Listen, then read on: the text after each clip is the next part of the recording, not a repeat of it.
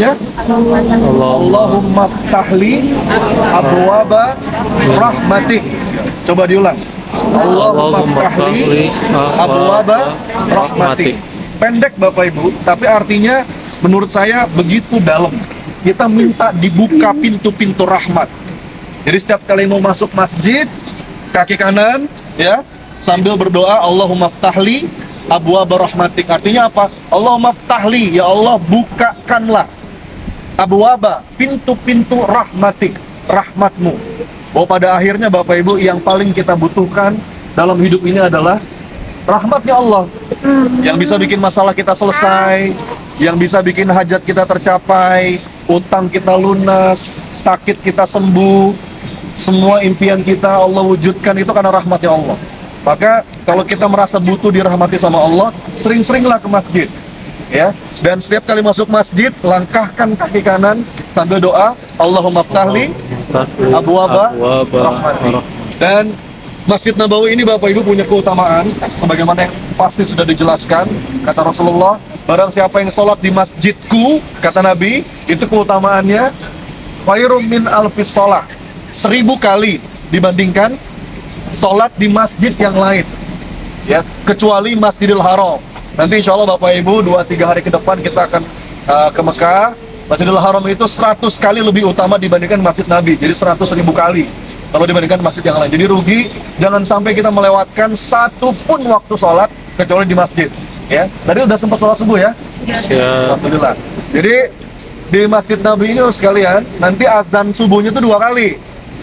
Ya, azan pertama itu 1 jam sebelum masuk waktu sholat. Jadi kalau subuh itu kira-kira jam 5 lebih, ya, itu berarti azan pertama kurang lebih jam 4.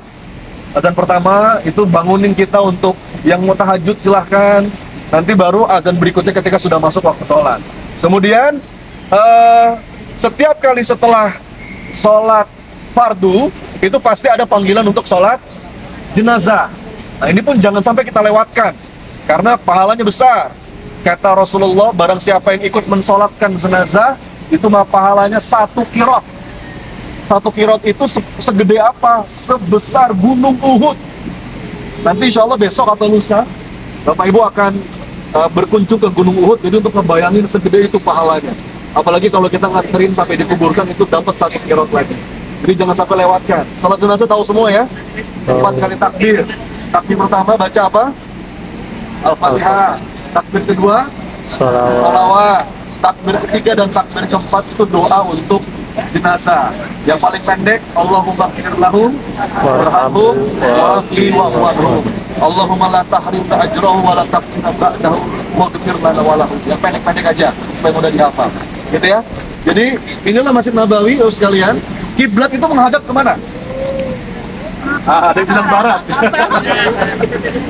Kalau kita di Indonesia menghadap ke barat, ya, karena Indonesia letaknya di timur. Madinah ini Bapak Ibu letaknya itu di utara kota Mekah.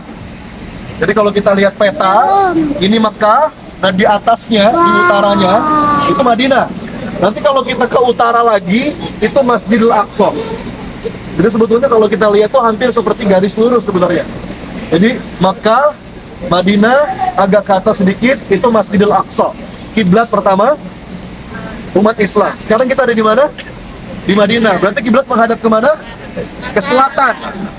Kota Mekah itu di sana. Jadi ini Madinah, Mekah itu di sana, Aqsa itu di sana. Aqsa di mana, Bu? Di sana di utara kota Madinah. Jadi dulu ketika kiblat pertama, ngomong-ngomong kiblat pertama kita di mana? Al-Aqsa. Masjidil Aqsa. Dulu itu ketika Rasulullah masih di Mekah, walaupun kiblatnya ke Aqsa, Rasul itu masih bisa tetap menghadap Ka'bah. Bisa dipahami nggak?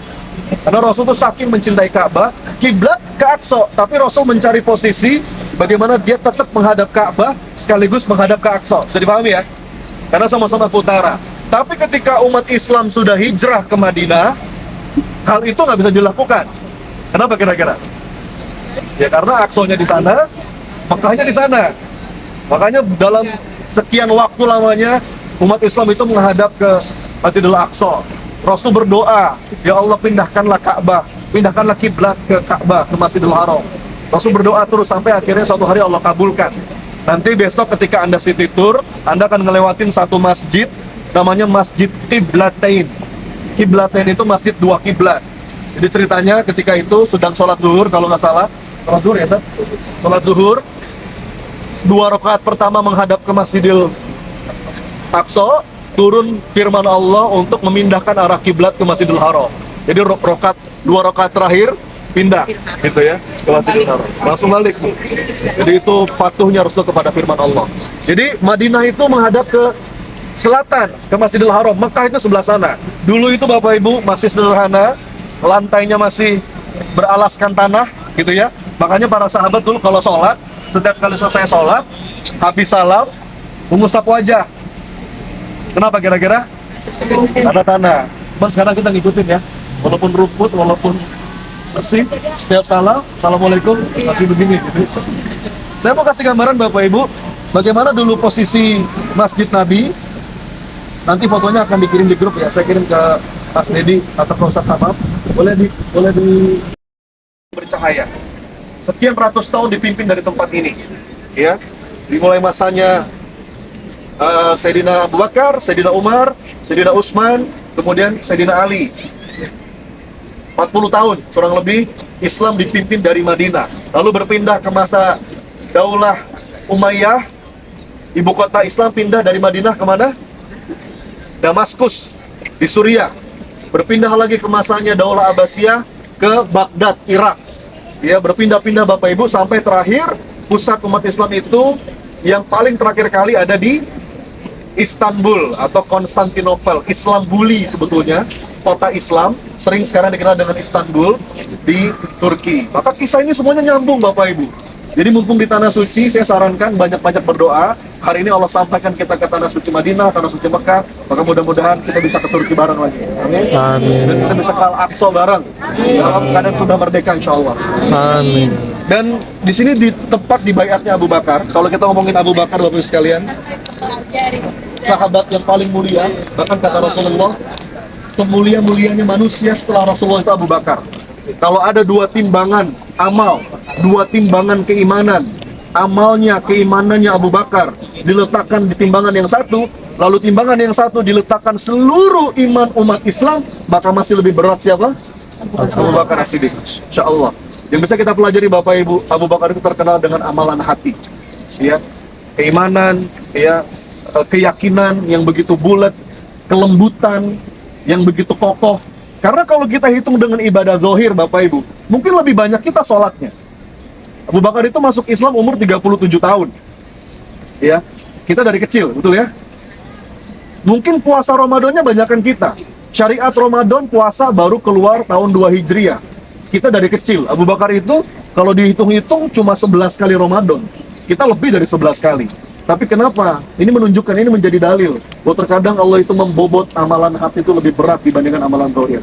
Jadi jangan sepelekan amalan hati, ketawaduan, kesabaran, hati yang ridho. Itu kadang-kadang bobotnya lebih besar di sisi Allah. Dan kita bisa banyak belajar dari Sayyidina Abu Bakar. Begitu ya. Ustaz Tamam, ada tambahan, Ustaz? Sayyidina Abu Bakar As-Siddiq diangkat menjadi khalifah. Lalu mengatakan, kemanakah Ali?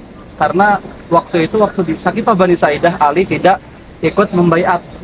Pada saat itu orang-orang musyrik yang mengatakan demikian, mengatakan bahwasanya Ali sedang berada di posisi apa sih kalau lawannya pemerintahan namanya? Oposisi. Ya.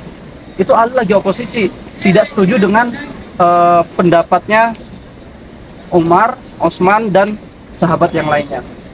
Maka ketika itu